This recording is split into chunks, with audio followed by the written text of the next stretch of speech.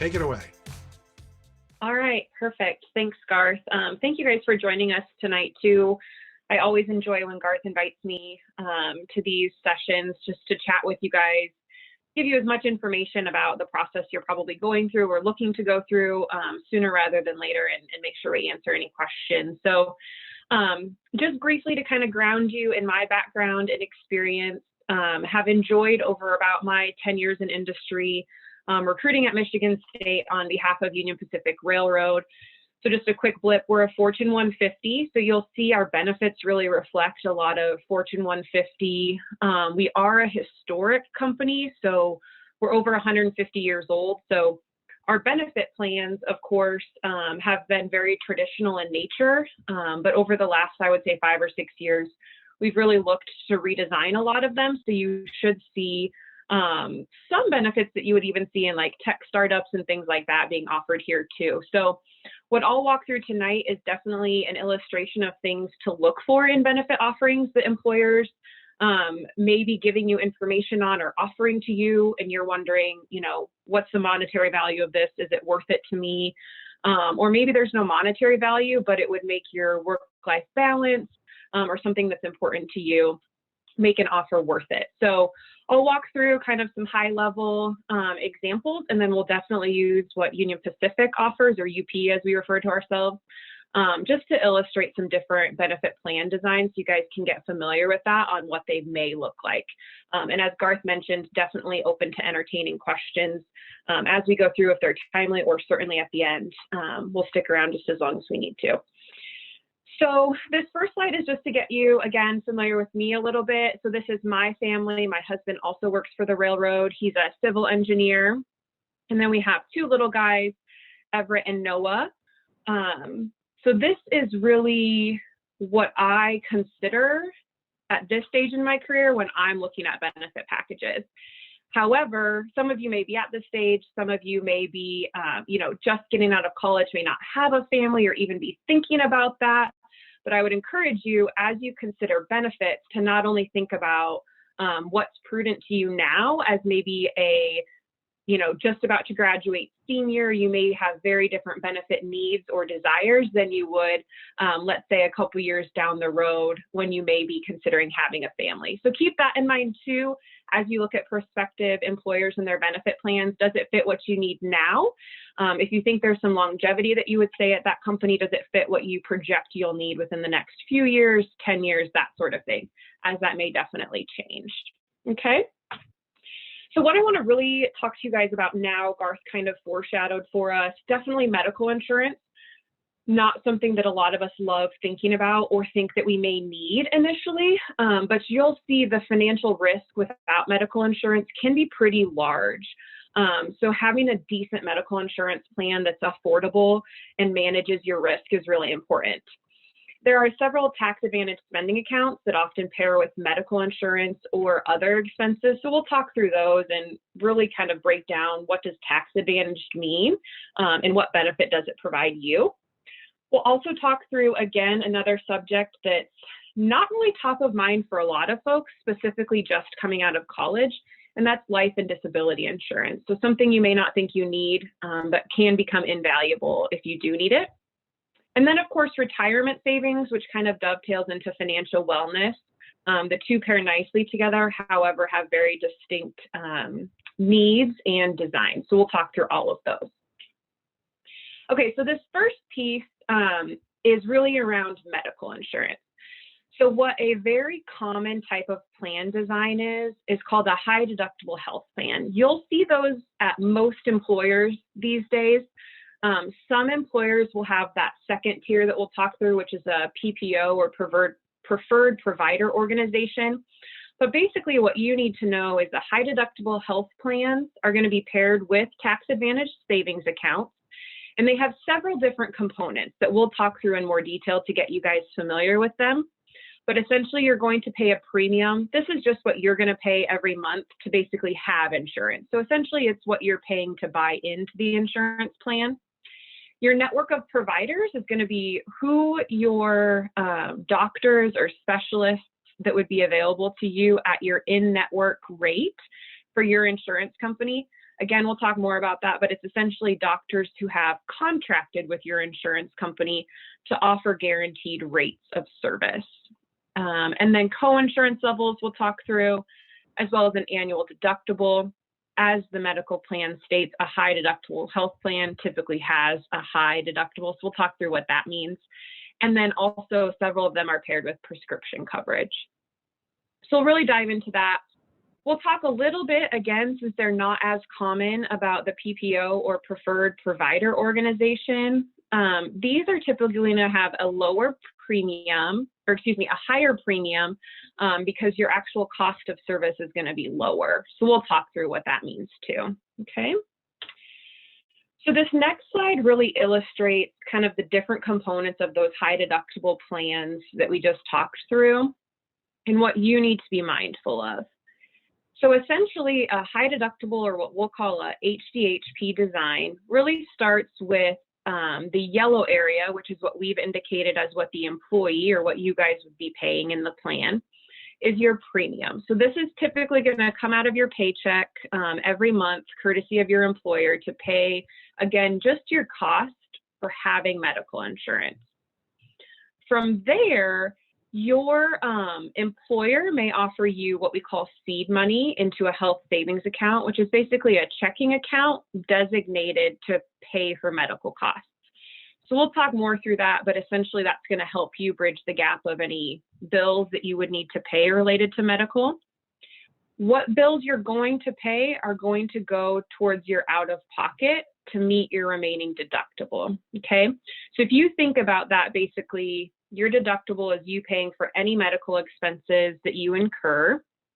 Once you reach whatever that deductible threshold is, and we'll talk about some dollar amounts later to kind of make this more real, then you're going to move into kind of the second phase of that medical insurance, which is what we call co-insurance. That's where you've already paid, you know, the lion's share, you've met your deductible, but now the plan or the insurance company is going to start helping you pay any additional medical bills you may incur. So for UP, you can see we've illustrated with the blue chunk there that UP actually pays 85% of medical claims at that point, while the employee is only responsible for 15%. Once you get through the co-insurance phase, that's your out-of-pocket maximum. From there, the medical or the insurance plan is going to pay 100% of any medical claims incurred. So basically, again, you're starting with the premium. That's what you pay every month. You're going to work towards your deductible. So as you have bills, it starts adding towards that deductible. You've paid 100% of those. You've met your high deductible then. From there, you move into the co-insurance phase where the employer or the insurance plan is going to cover the lion's share. You're responsible for a little bit. Again, that's still accumulating as your bills are rolling in. Then you're going to hit your out-of-pocket maximum, which means you've paid as much out of your pocket as you need to, and then the plan's going to cover everything else. So something to keep in mind is basically what is your risk tolerance, and we'll talk through that.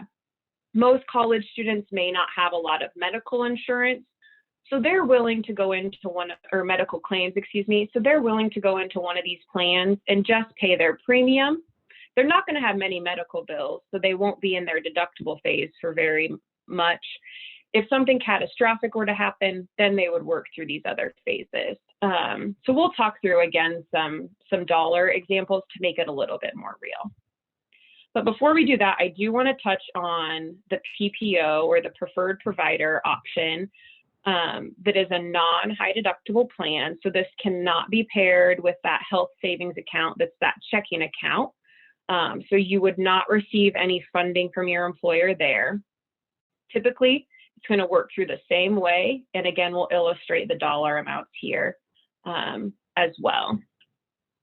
So let's flip to that next slide.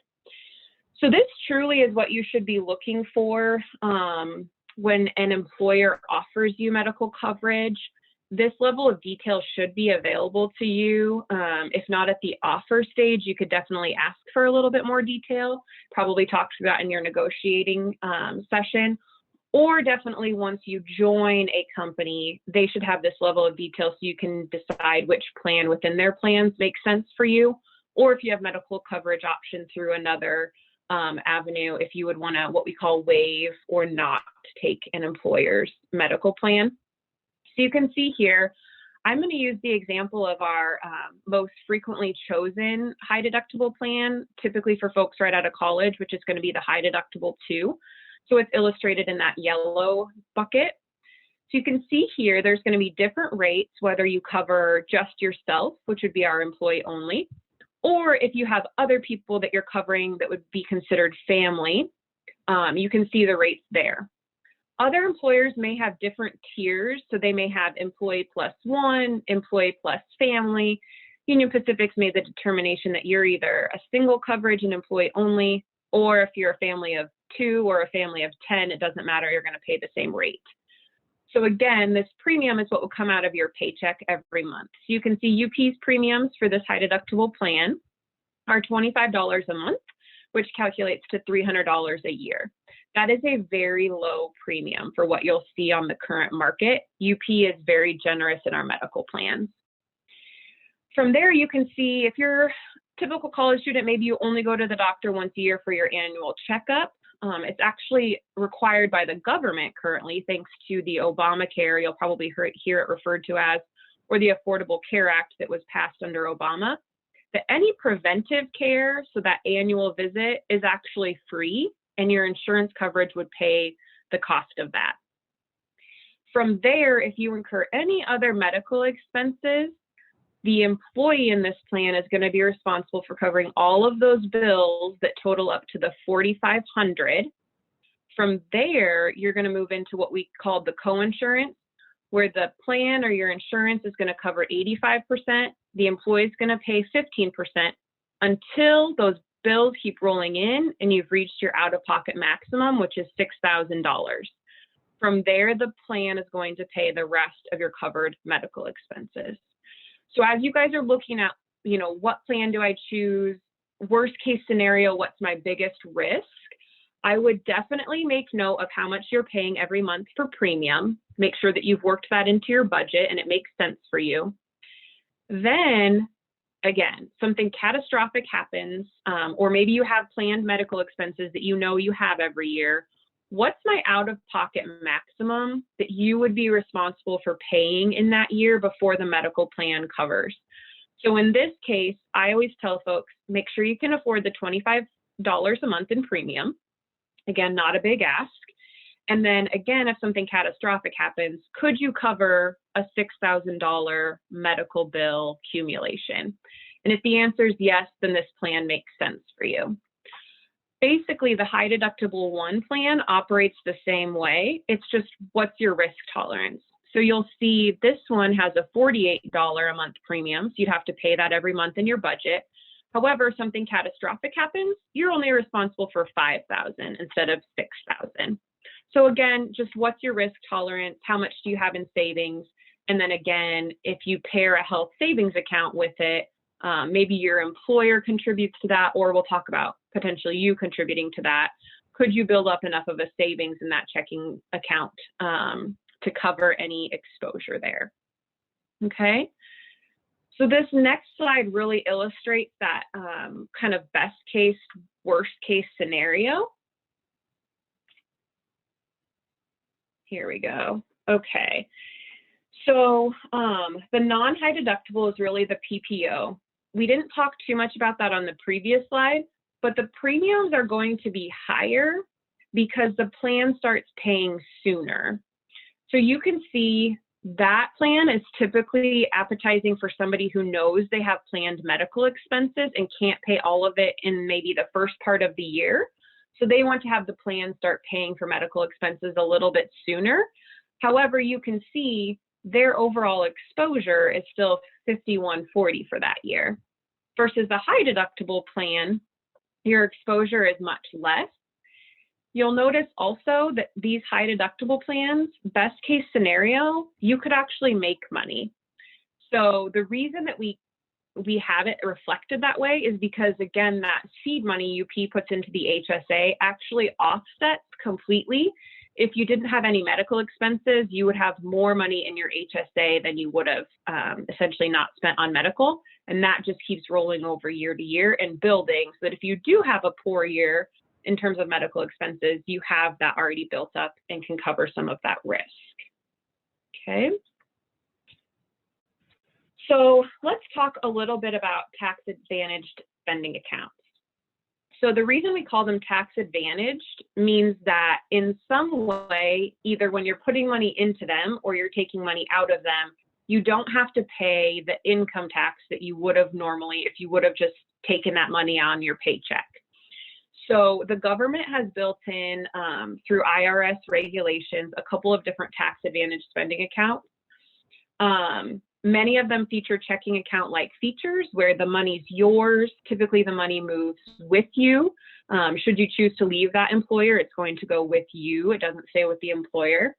And then others can offer potentially like bank reimbursement style, where you pay an expense and then the account reimburses you. So the most common ones, like we've been talking about, are the HSA or the health savings account. Again, it can only pair with a high deductible health plan. It's going to roll over year to year. So if you don't use that money on medical expenses, whether you've contributed or your employer or a combination of both, it's going to keep growing so that when you do experience medical claims and expenses, you can use that money. And it remains with you, as I mentioned. So even if you were to leave that employer, if it's a health savings account, the money stays with you. The flexible spending account is typically what's going to pair with that PPO medical plan. However, they're often a use it or lose it. So whatever you designate to go into that flexible spending account for that year, you really have to know that that's probably what you're going to spend on medical expenses for that year. And you can reimburse yourself using this account. However, if you don't incur those medical expenses, that money is typically forfeited at the end of the year.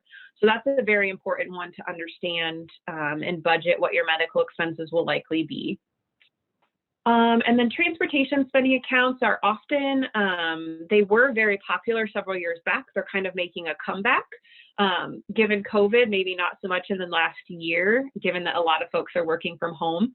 But if you do find yourself in some sort of a commute or perhaps in a large metro city where you have to pay for parking, oftentimes your employer will offer a TSA. And essentially that's just allowing you to pay either parking or commuting expenses without having to pay the income tax. And again, to not have to pay the income tax, to kind of put that in dollar and cents, it's basically depending upon what your tax bracket is, in what employer you're working for, what taxes they're subject to, or what state you're living in. It can be anywhere between typically 25 to 35% of your paycheck. So, you know, for every $100 that you could have just put in your paycheck that you would put into one of these accounts, you're saving $25 to $35 in income tax. So really good to take advantage of them, but definitely make sure you understand the features so that you're not putting money into those accounts that you then won't use and would be forfeited. Okay.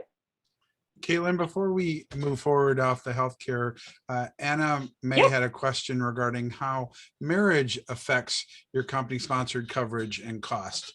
I know we showed the family, but can you talk just a little bit about that? Yeah, absolutely. So that's a really good point to bring up.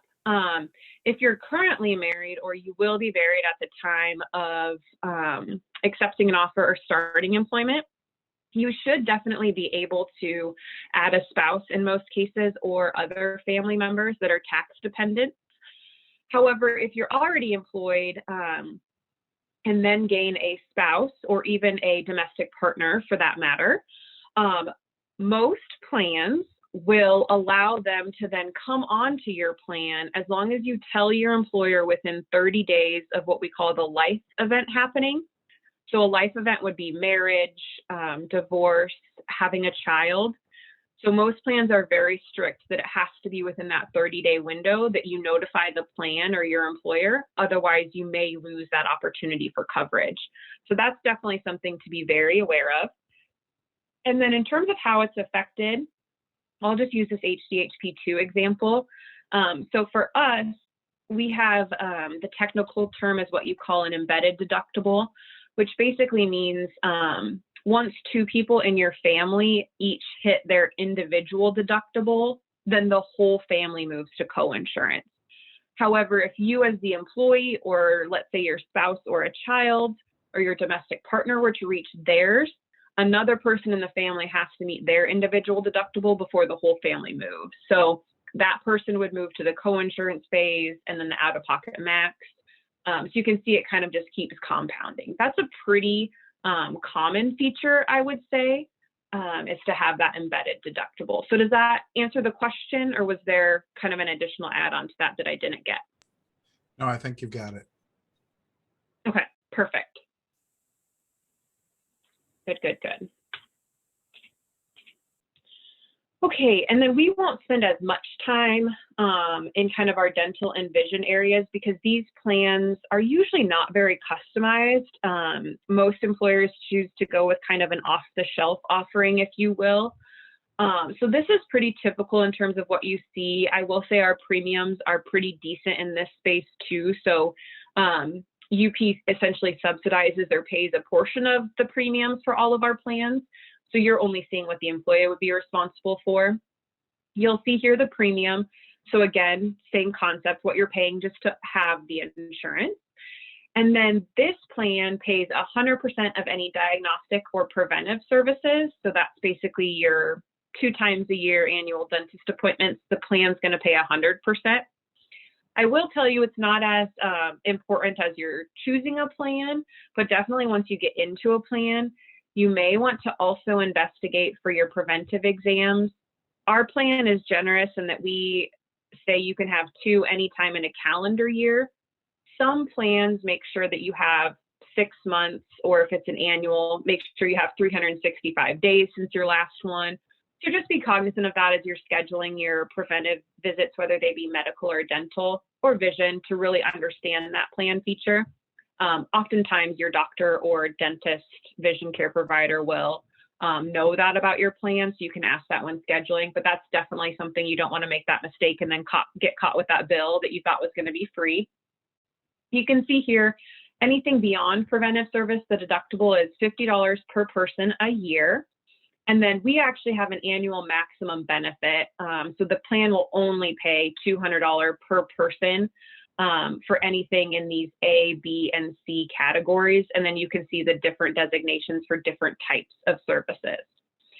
Something that's also pretty important, typically orthodontia was only thought of once you had dependents, maybe kiddos who would need braces or some sort of retainer, but it's becoming more common even in young adults or other categories of the workforce who may be revisiting some orthodontia work that they either put off in their youth or it has become a need now. So this is a pretty, I would say, generous benefit now that our plan does not require an age limit for orthodontia that's covered. Many plans still have it covered at only 18 or 19 years and under for orthodontia. So definitely, if that's something that you know you want to do or need to do in the future, orthodontia can be pretty expensive. So you can see this plan will pay $2,000 per person towards that. So definitely not the whole need in most cases, but typically half or a third of what would be needed. So again, can really add up as you're considering what's important to you. The vision plan, again, functions very similarly.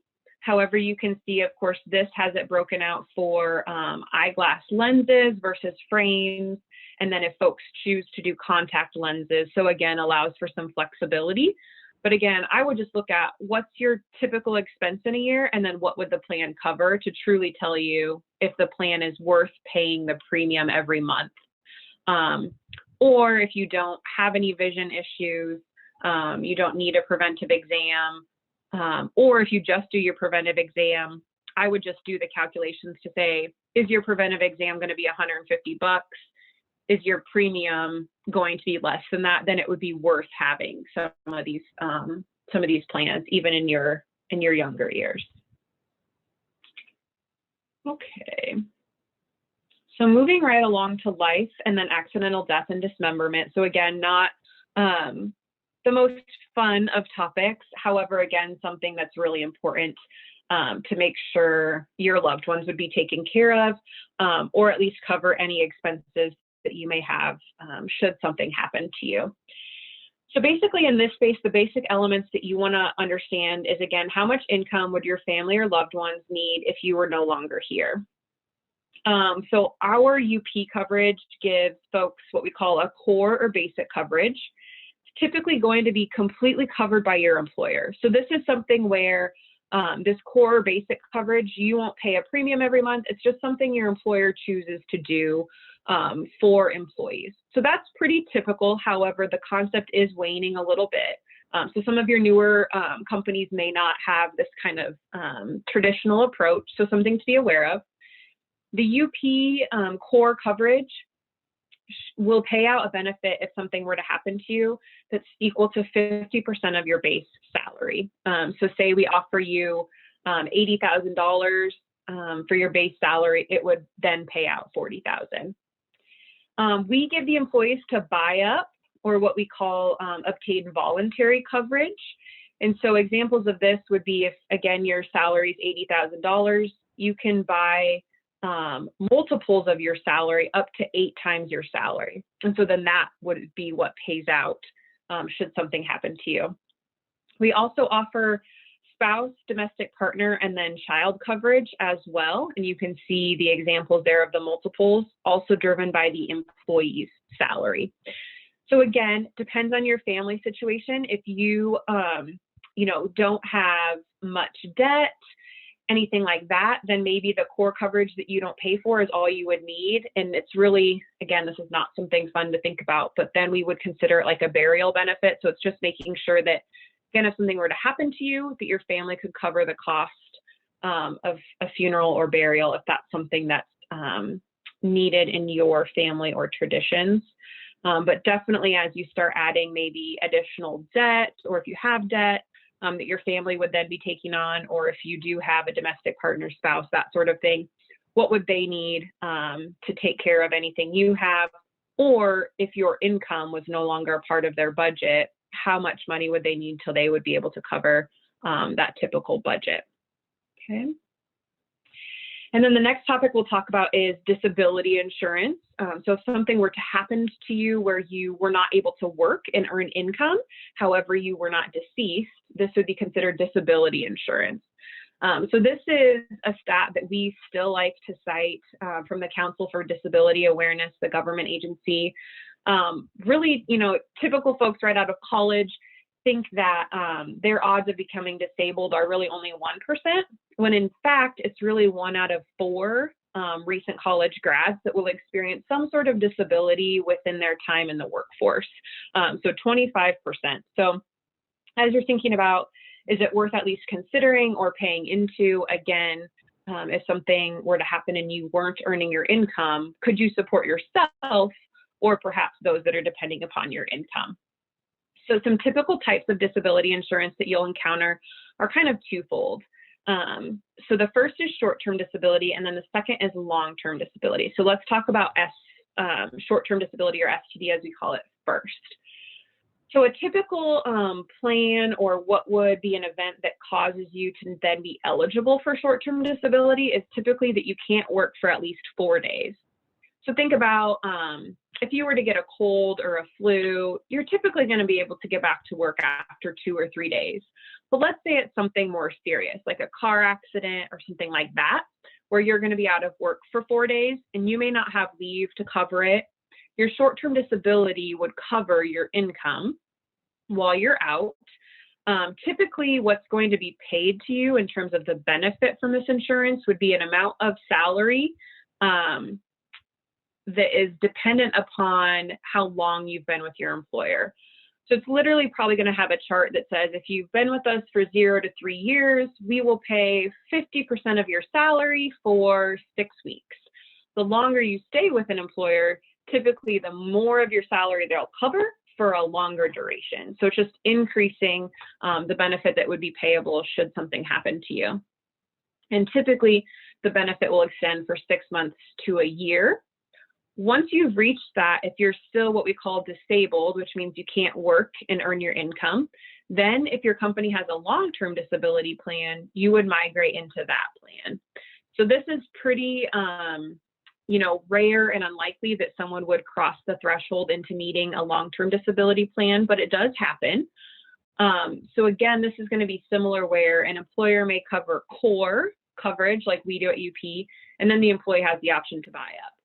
So UP's core coverage is 50% of your salary for an unlimited amount of time. And then employees have the option to buy up so that the benefit will cover 62% of their salary. So again, it's really a calculation of if something were to happen to you, how much income would you need to continue whatever essentially element or lifestyle that you have or that you would want, or if others are depending upon your monthly income, what kind of benefit would they need in order to maintain that lifestyle as well? Kaitlyn, 2 points of clarification. One, in terms of the short-term and long-term disability, just because, I'm a goof and I watch TV all the time. Basically, this disability and coverage is what the Geico Duck does for us, but you're providing it as an employer, correct? Yeah, so typically like Geico touts a lot of these products. Aflac touts a lot of these products. Similarly, most maternity claims, so should you become pregnant and then have a child, that would actually be a short-term disability claim with most employers. They may have a maternity or parental leave that kind of layers on top of that, but actually those types of events would qualify for short-term disability. Yep. Thanks for the clarification. Aflac Duck, yes. And so you wouldn't, Yeah. just to clarify, because your employer, in this case UP, is providing this, we don't need to go out and get the extra insurance. Exactly. Yep. Secondly, this is on top of what we would get from a Social Security disability benefit, correct? So if we're at a point where we could draw on Social Security, and that'd be a while for most of the people in the room tonight, this type of disability insurance would be on top of what I get for Social Security. Correct. So in most cases, for example, our policy is designed around railroad unemployment, sickness or disability benefits. Because we're a railroad, we pay into that. Most other employers, to your point, would be paying into Social Security. So typically the plans are designed to try to make employees whole, as we call it. So in our example, the short-term disability policy covers about 65% of your salary. And then railroad retirement unemployment kicks in the other 35% to try to make employees whole. But it just depends on the plan. But that's a good point. It typically works in concert with whatever government agency would administer those benefits. Okay, and then Anna May has a question. She said, is there any adjustments for life AD&D insurance for different job roles? For example, would an underwater welder get a higher coverage than an office worker for accidental death and dismemberment?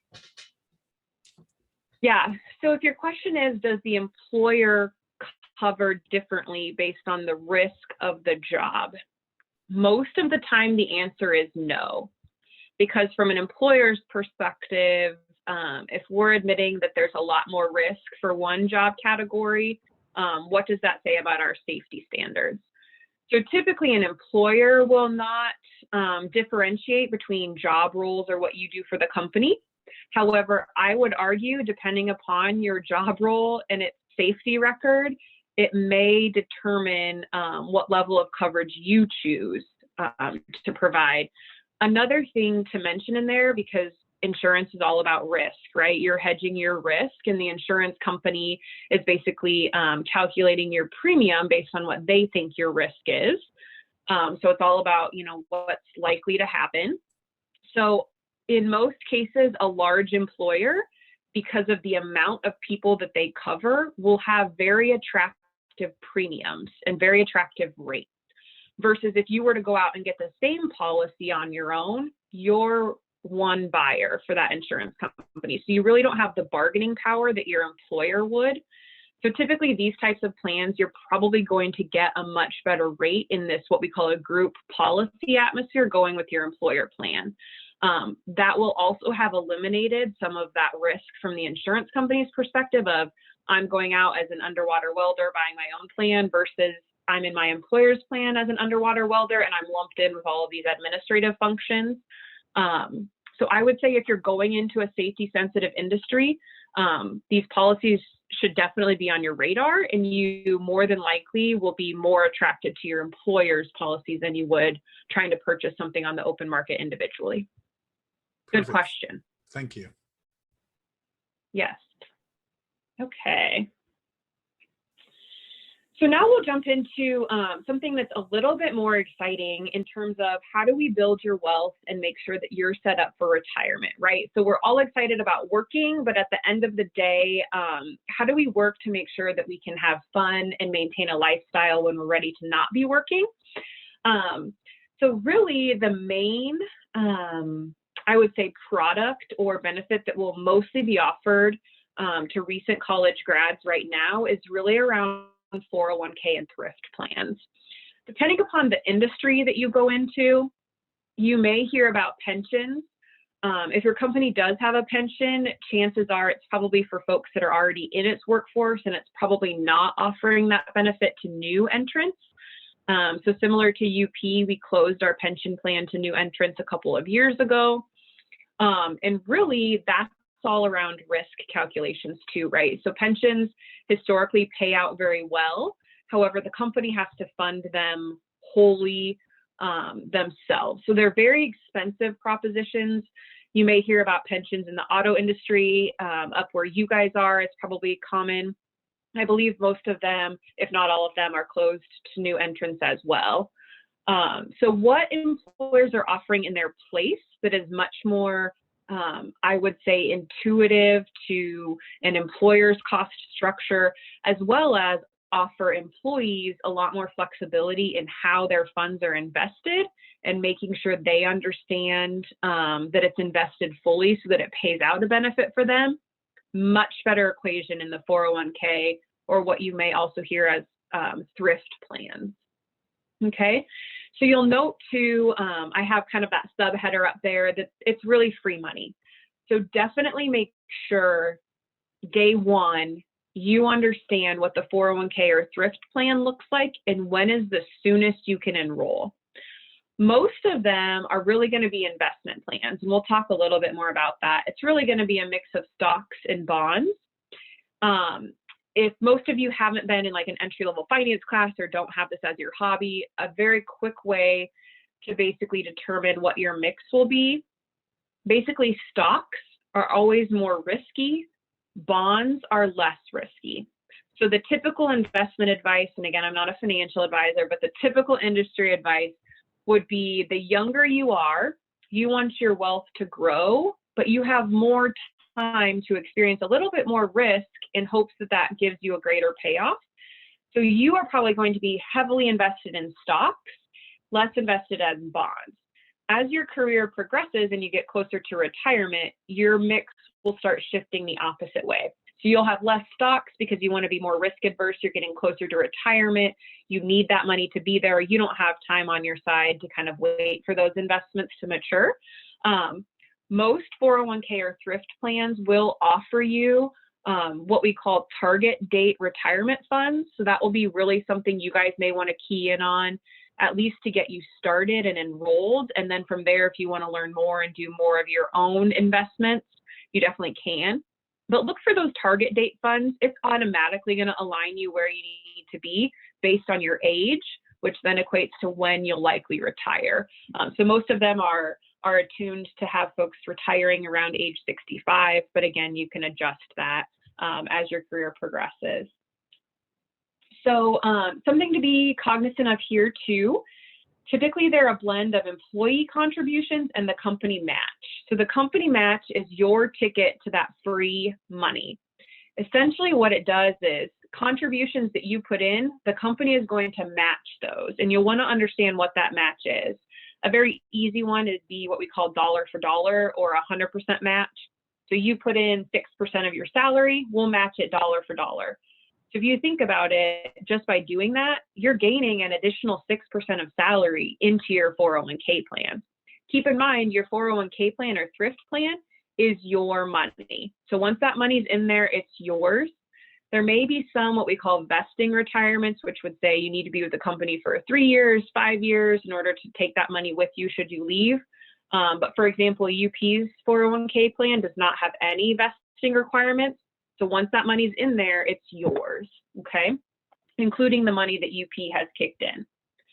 Something to think about that you may be asked as you designate how much you want to contribute. And again, if you can afford it out of your monthly paycheck, I would do to start with whatever the maximum amount is that you can get matched. So again, if they're matching up to 6% of your salary, I would put in at least 6% to take advantage of that free money.